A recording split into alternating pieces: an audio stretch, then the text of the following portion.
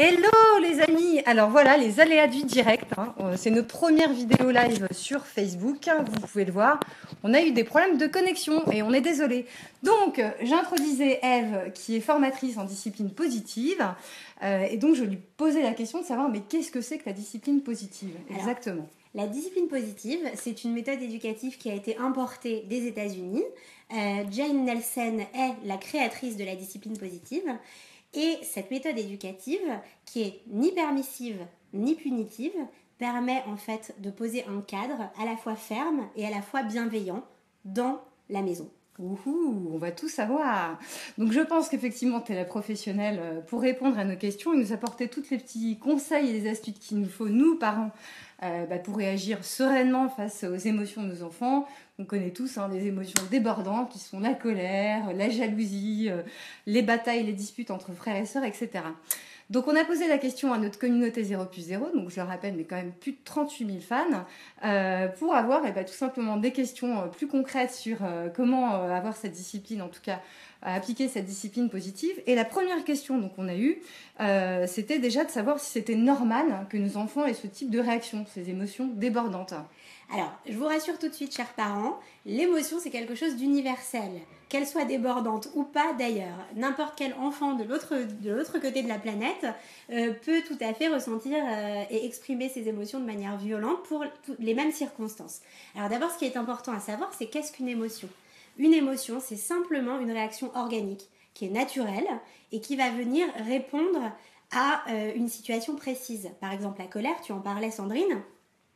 La colère, elle va venir peut-être pour marquer son territoire, pour rétablir une justice là où je me sens dans l'injustice, etc., etc. Et c'est normal qu'il ne la maîtrise pas toujours. Alors c'est normal parce qu'un enfant n'a pas les outils qu'un adulte a pour maîtriser ses émotions et encore moins ses frustrations. Les émotions violentes, en général, elles sont violentes parce qu'elles viennent exprimer un besoin qui n'a pas été satisfait. Et c'est en ça que je parle de frustration. D'accord. Un besoin qui n'est pas satisfait risque de générer une frustration chez l'enfant et donc de provoquer ce genre d'émotions débordantes, de colère et de laisser l'enfant être submergé par ses émotions. D'accord, donc il faut arrêter de frustrer nos enfants en fait, c'est un peu ça l'idée. Voilà, alors attention, toujours dans ce cadre ferme et bienveillant à la fois, ni permissif ni punitif. On essaye vraiment de trouver un juste milieu qui nous permette d'être ferme pour le respect du monde du parent, de l'adulte, et à la fois bienveillant pour le respect du monde de l'enfant. Oui, d'accord, je comprends. Il y a une question qui est posée. Comment gérer les frustrations, justement, la frustration ? La frustration, alors, ça se pose justement à travers le besoin. Si on doit décoder en fait le besoin. Quel est le besoin que mon enfant est en train d'exprimer ? Si je décode ce besoin et j'en comprends la nature, alors je vais pouvoir y répondre. Et si je peux y répondre, alors la frustration n'a pas lieu d'être et le comportement inapproprié avec. D'accord, ça paraît si simple comme ça, donc c'est un peu plus compliqué. On va prendre un exemple concret qu'un parent nous a posé, qu'on connaît tous, je vous rassure. Mon enfant refuse les règles, c'est-à-dire qu'il refuse de se brosser les dents, de se coucher, il dit non à tout. Et il me fait des crises de nerfs, des fameuses crises de nerfs qu'on peut voir dans les magasins. Qu'est-ce qu'on fait ? Comment on réagit quand on est Alors, comment on réagit ? D'abord, un enfant qui dit non à quelque chose dit oui à autre chose. C'est-à-dire que je pense que là, au lieu de focaliser sur ce non et sur pourquoi il n'adhère pas, essayons peut-être de savoir à quoi il adhère.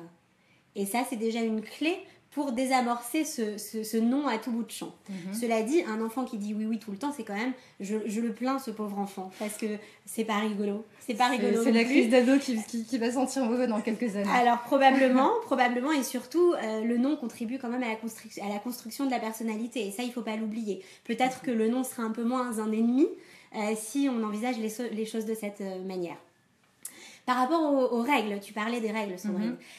Alors, dans la question de cet internaute, je perçois deux choses différentes. Les règles d'un côté et les routines de l'autre. Alors les règles, qu'est-ce que c'est une règle ? Par définition, c'est quelque chose qu'on impose. C'est quelque chose que la personne va subir. Ne vous attendez pas, parents, à ce que vos enfants respectent les règles si elles leur tombent dessus comme un espèce de coup près, si ils sont obligés de les subir. Par contre, si on imagine l'éducation autrement, et c'est ce que la discipline positive enseigne justement, c'est-à-dire qu'on va investir l'enfant, on va impliquer l'enfant dans l'élaboration de ces règles, et le fait qu'il collabore à cette élaboration va forcément Donc le en faire fait, coopérer. on le responsabilise un petit peu. On le responsabilise et surtout, on le fait appartenir à la Ouais. famille. On lui donne une place. On lui donne une place, exactement. Ce sentiment d'appartenance est fondamental parce que avoir sa place dans cette famille sans avoir à se battre pour la trouver va de toute façon désamorcer ces fameuses crises de nerfs. C'est très important. C'est vraiment central dans l'éducation. Revenons aux règles. Les règles, donc, si j'implique mon enfant dans l'élaboration de ses règles de vie, j'ai beaucoup plus de chances qu'il coopère. C'est exactement la même chose pour les routines, c'est-à-dire, j'entendais le brossage de dents, le coucher, etc. Donc tous ces rituels, effectivement, qui sont bien souvent compliqués dans les maisons, eh bien, ces choses du quotidien, ces tâches du quotidien qu'on appelle les routines, ils peuvent tout à fait se mettre en place, pareil, sur le même principe, c'est-à-dire en coopération avec l'enfant, de façon à ce qu'il collabore lorsque ces routines-là arrivent et doivent être faites. Comment, par contre, c'est très joli tout ça. C'est ça. Voilà, comment est-ce qu'on met ça en place? Alors, la discipline positive propose un outil qui est très simple à appliquer, c'est ce qu'on appelle le temps d'échange en famille, ou alors plus communément le TEF. Le temps d'échange en famille, ça consiste en quoi? On a des termes comme ça en discipline positive, le TEF. Alors l'idée c'est quoi? C'est de réunir sa famille autour de la table, ou alors s'il n'y a pas de table, on la réunit sur le canapé. Et l'idée c'est que chaque membre de la famille, d'abord d'une part soit présent, d'autre part puisse participer à la discussion. Dans un premier temps, si on réunit la famille pour faire un TEF autour des règles de vie, j'appellerais ça plutôt le cadre, pour que ce soit un petit peu moins justement vertical, eh bien, c'est que chacun puisse exprimer quels sont les problèmes qu'il rencontre au quotidien dans la famille. D'accord. Alors, par exemple, moi, j'ai fait un TEF dans ma famille il y a quelques temps, et l'idée, c'était justement de répertorier un petit peu tous les problèmes qu'on avait, et l'un de mes enfants a dit, oui, j'en ai marre, je peux pas utiliser l'iPad quand je veux. Révolution. Problème très actuel en plus. Alors, on va lister tous ces problèmes. Pourquoi ne pas aussi nommer l'un des enfants qui saurait écrire pour répertorier un petit peu tous ces problèmes. L'idée, c'est qu'il n'y ait pas de jugement à ce moment-là. On écrit, on prend tout ce qu'il vient et on l'accepte. D'accord. Face à ces problèmes, parce qu'il faut quand même en faire quelque chose, on va essayer de faire ce qu'on appelle une recherche de solution dans le langage discipline positive. Cette recherche de solution, c'est la même chose. Elle va se faire en collaboration avec les enfants, où chacun va pouvoir essayer de proposer une solution. On peut en proposer une face à un problème, on peut en proposer plusieurs. Le tout, c'est d'en essayer une. Si elle ne fonctionne pas, eh bien on en essaiera peut-être une autre. D'accord. Jusqu'à ce qu'on arrive à quelque chose qui convienne à tout le monde. D'accord. Ok ? Donc ça, c'est pour l'élaboration des règles. J'ajoute que à la règle, c'est très important d'y assortir une conséquence. C'est-à-dire, si on ne respecte pas cette règle, alors qu'est-ce qui arrivera ? Est-ce qu'on doit punir ? Qu'est-ce qu'on fait ? Alors, la discipline positive enseigne justement que la punition, c'est quelque chose qui peut marcher peut-être sur le moment. C'est sûr que si on met une gifle à notre enfant, peut-être qu'il se calmera sur le moment. Mais que se passera-t-il sur le moyen long terme ? On risque de provoquer une violence. On risque de provoquer une violence et surtout, on est dans un enseignement. C'est-à-dire que le parent, tel qu'il est, tel qu'il agit, enseigne à son enfant à être. Et si je rentre moi-même dans une espèce de violence en réponse à la violence de mes enfants, eh bien ce que je fais, c'est que je lui enseigne et j'alimente cette violence. Revenons en tous des cas aux règles et aux routines. Donc face à ces règles, c'est très important qu'il y ait une conséquence. Donc il faut qu'il la sache à l'avance. D'accord. Il faut que la conséquence, c'est très important, soit reliée à l'événement. Donc voilà, on élabore une règle qui sera liée à l'utilisation de l'iPad. Si cette règle-là n'est pas respectée, alors la conséquence logique devra être reliée à l'utilisation de l'iPad. Je comprends. Il faudra qu'elle soit respectueuse également, c'est très important, le respect mutuel faisant partie intègre de l'éducation en discipline positive, et il faudra qu'elle ne soit pas démesurée. C'est-à-dire qu'on ne va pas d'un coup lui interdire l'utilisation de l'iPad pendant toute l'année 2017. Je pense que ce ne serait pas très approprié. Et puis, il en sera de même pour les routines. C'est-à-dire que on va peut-être faire un nouveau temps d'échange en famille pour ne pas faire un temps à rallonge. Et lors de ce deuxième temps d'échange en famille, on va là lister les tâches du quotidien. on se brosse les dents, on va se coucher, on va prendre sa douche, etc., etc., etc. Une fois qu'on aura répertorié l'ensemble de ces tâches, on pourra alors mettre en face des moments, choisir des moments le matin, des moments le soir pour effectuer ces tâches. Et là, c'est très important de laisser des choix à nos enfants. Oui, je comprends. Voilà, donc la douche, est-ce que vous préférez la prendre dès qu'on rentre de l'école? Est-ce que vous préférez la prendre après le dîner? Est-ce que vous préférez la prendre après les devoirs? Laissez un choix, et le fait de leur laisser le choix les rend libres à l'intérieur de ces règles. C'est très intéressant. De ces routines. Alors, juste pour revenir justement en crise de nerfs dans les fameux magasins, qu'est-ce qu'on fait? Est-ce qu'on ignore? C'est le genre de truc qui, franchement, nous foutent l'affiche devant tout le monde. C'est assez insupportable. Et on est stressé, quoi. On ne sait pas trop quoi faire. Est-ce qu'on doit relever son enfant? Quand on le quitte, on a l'impression que tout le monde nous regarde en disant « mais elle va l'abandonner dans le magasin ». Qu'est-ce qu'on fait là, dans ce cas-là? Alors, les crises de nerfs, encore une fois, si on intègre que la crise de nerfs n'est qu'en fait une espèce une manifestation d'un trop plein de tension. Et en fait, ce qui est en train de se jouer là, c'est que votre enfant, qui fera une crise de nerfs, est en train de vider son sac de tension. Et c'est nécessaire. C'est nécessaire pour mieux aborder ensuite la fameuse recherche de solutions. Donc dans ce cas-là, vous prenez un petit panneau avec vous et vous dites, voilà, mon enfant fait sa crise et c'est nécessaire. Je pense que c'est très bien.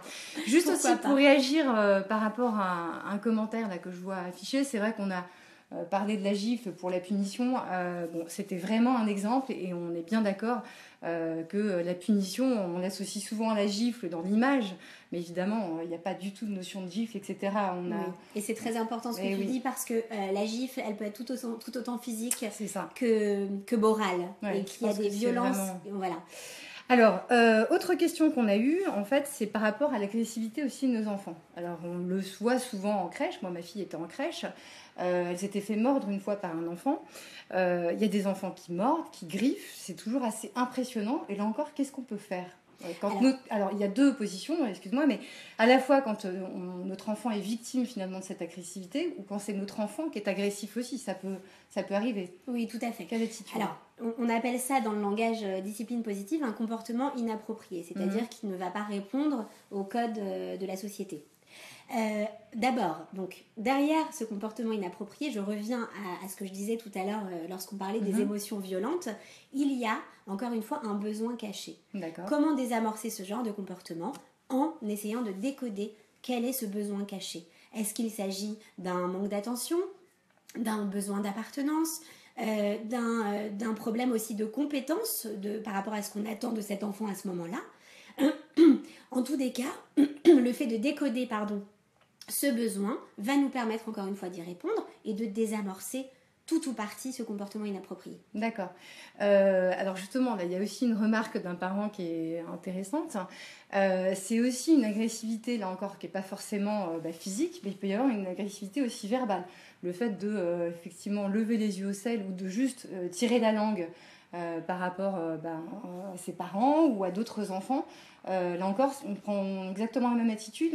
Absolument. On ne parle pas, quand on parle de comportement inapproprié, on ne parle pas essentiellement de comportement physique. D'accord. On parle d'un comportement inadapté aux circonstances. C'est-à-dire qui va être un petit peu débordant, qui ne va pas rentrer dans les cases de la société.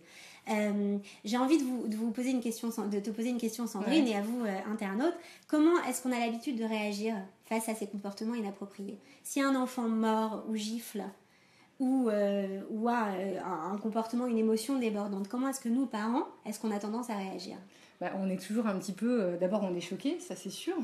Et parfois, le choc aussi, du coup, amène soit à une position de se dire j'ai rien vu aveugle, ou au contraire d'énervement et aussi de répondre à cette agressivité par l'agressivité, ce qui n'est forcément pas la bonne solution. Exactement. Et alors Sandrine, tu mets le doigt sur quelque chose d'essentiel, c'est-à-dire que lorsqu'on est face à un comportement inapproprié, on a effectivement tendance à répondre par un comportement inapproprié.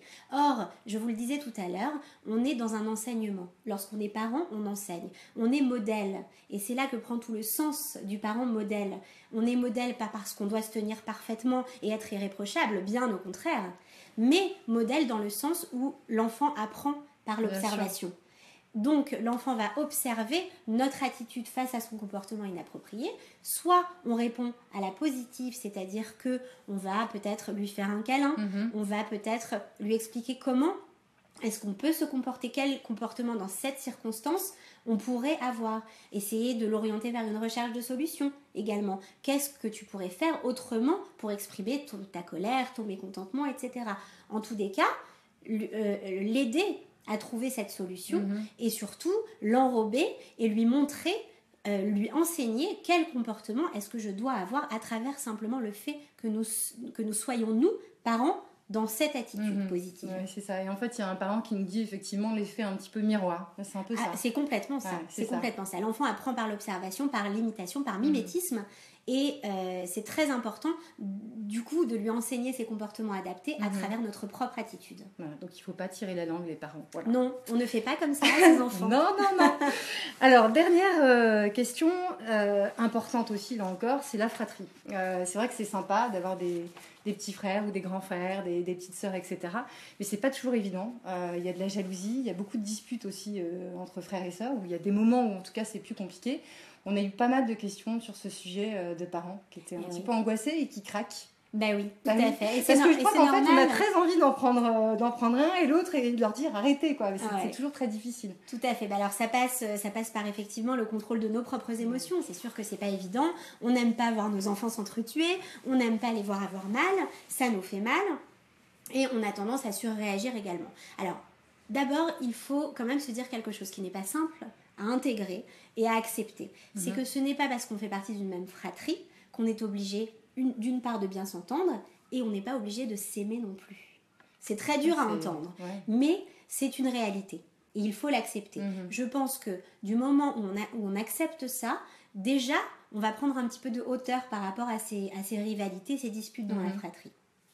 Il ne faut pas oublier quand même que les frères et sœurs partagent les mêmes espaces, la même chambre parfois, les mêmes parents, les mêmes frères et sœurs, les mêmes jeux. C'est quand même pas simple. Imaginez-vous, vous au travail, vous êtes assis sur votre chaise, vous avez votre propre bureau, d'un coup vous vous levez, et puis vous revenez, en allant chercher votre petit café, vous revenez avec votre café, et puis d'un coup quelqu'un est assis à votre place. Génial. Alors, d'un coup, on se demande quand même ce qui se passe, quoi. Mais qu'est-ce qu'il fait à ma place, celui-là ? Eh bien, c'est un petit peu ce qui se passe dans la maison, entre frères et sœurs. C'est pas simple, et il faut quand même se le dire. Par ailleurs, je crois que nous, parents, on a quand même une fâcheuse tendance à s'immiscer dans les disputes de nos enfants. C'est vrai. Parce que, encore une fois, c'est quand même compliqué à observer. Parce qu'on a l'impression qu'il faut toujours aussi qu'on soit là pour être finalement le juge et d'essayer de... l'arbitre. Oui, c'est ça. Tout à fait. Alors, je pense que c'est important de distinguer les disputes qui sont légères et les disputes qui sont graves. Alors évidemment, lorsqu'il s'agit d'une dispute grave, c'est-à-dire que ça implique qu'il y ait de la violence physique, verbale, etc., là évidemment, il est peut-être question d'intervenir. Néanmoins, la plupart des disputes sont quand même très légères et que c'est là où je vous mets en garde, parents, et je pense que la meilleure des choses, c'est quand même de s'extraire de cette dispute. D'abord, parce qu'elle ne nous appartient pas. Ensuite, parce que rarement on est observateur, on a vu toute la scène et que du coup, si on s'implique, eh bien les enfants, qu'est-ce qu'ils attendent de nous ? Eh bien c'est qu'on prenne parti, très certainement, qu'on émette un avis. Or, comment émettre un avis si on n'a absolument pas assisté à la scène ? Parce que forcément, les enfants, s'il s'agit d'un frère et d'une sœur par exemple, eh bien chacun va pouvoir se sentir victime dans l'histoire parce que chacun voit les choses sous son prisme à lui et que c'est tout à fait légitime. Et alors, on ne peut pas prendre parti. On ne sait pas qui a commencé. Est-ce que c'est lui, est-ce que c'est l'autre ? Qui est coupable ? Et puis d'ailleurs, ce n'est pas ce qu'on cherche. Ce qu'on cherche, c'est toujours une recherche de solution. Les orienter vers cette recherche de solution de façon à ce que ça reste respectueux et qu'à la fois, chacun soit satisfait. Oui, je comprends. Et ça veut dire aussi que du coup, est-ce qu'on peut passer cette dispute en essayant de faire un jeu collectif ou de déplacer, j'ai envie de dire, contourner un peu le problème en se disant ok, on va retrouver une atmosphère plus sereine en essayant d'organiser un jeu collectif, ou au contraire il vaut mieux les laisser chacun dans leur chambre en se disant ok, on fait calme, on fait une pause, on fait silence. Alors la pause, j'ai deux choses à dire par rapport à ce que tu évoques là. La pause, c'est très important. En effet, lorsqu'on est dans une colère notamment, on est incapable de régler un problème tout de suite maintenant. Il faut quand même accepter. Et d'ailleurs, ça peut tout à fait être élaboré dans le cadre de la maison dont on parlait tout à l'heure. qu'on marque un temps de pause. On appelle ça dans le langage discipline positive le temps de pause. Ouais. Ce temps de pause, c'est simplement une respiration. C'est que quand on est en colère, on ne peut pas maintenant tout de suite régler un problème parce que de toute façon, on n'y arrivera pas parce qu'on est submergé par nos émotions et qu'elles prennent le dessus par rapport à la raison qui nous aidera, elle, à trouver une solution. Je comprends. Donc, c'est très important de respecter cette pause qui peut, soit dit en passant, durer plusieurs heures, plusieurs jours. Ça se respecte. Pourquoi ? Parce que c'est tout à fait appréciable de voir un enfant s'extraire, parce qu'il se connaît et qu'il sait que s'il s'extrait, c'est qu'il a besoin de ce temps et qu'il n'est pas capable pour le moment de trouver une solution. Ça peut durer plusieurs jours et c'est très bien. C'est qu'il se connaît et vous devez d'ailleurs l'encourager à ce genre de démarche. Ça, c'est une première chose. Ensuite, la dispute, il me semble, c'est quelque chose, si elle existe, c'est qu'elle a lieu d'être. D'accord. Et si la dispute se manifeste, c'est probablement qu'elle est là pour faire avancer quelque chose. D'accord. Il faut respecter ces disputes et il faut les laisser avoir lieu. Zen. Voilà, par exemple. Alors, autre sujet aussi entre frères et sœurs, c'est la jalousie. C'est pas facile de faire les choses équitables. Alors moi, je suis un petit peu spéciale, du coup j'ai contourné le problème, je n'ai qu'un enfant, donc c'est assez simple. C'est une solution. Voilà, quand je fais un cadeau, forcément il n'y a pas de jalousie entre les frères et sœurs, mais on voit bien qu'il y a forcément des questions. C'est vrai que par exemple sur un anniversaire, on voit toujours un peu la tête du petit frère ou de la petite sœur qui n'a pas eu de cadeau parce que c'est pas son anniversaire. C'est difficile à gérer. Les câlins, on a toujours l'impression d'en donner trop à l'un et pas assez à l'autre, et du coup il y a forcément un peu de jalousie entre les uns et les autres. Qu'est-ce qu'on fait aussi ? Alors, moi j'ai envie de te renvoyer une question, c'est est-ce que l'équité est indispensable ?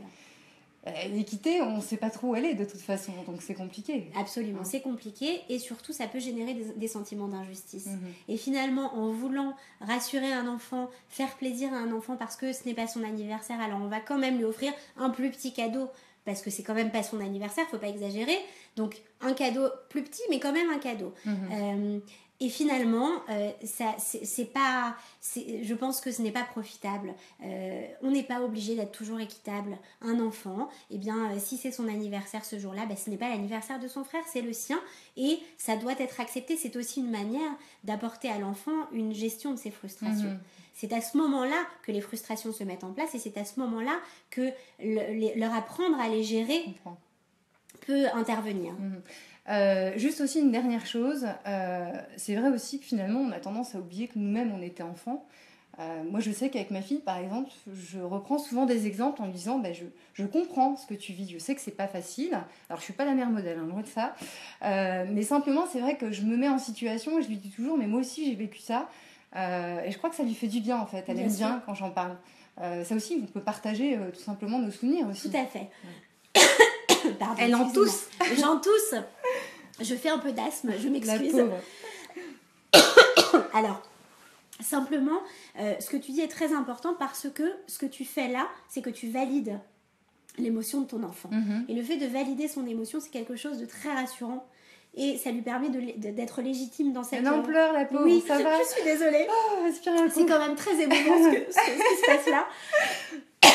Mais...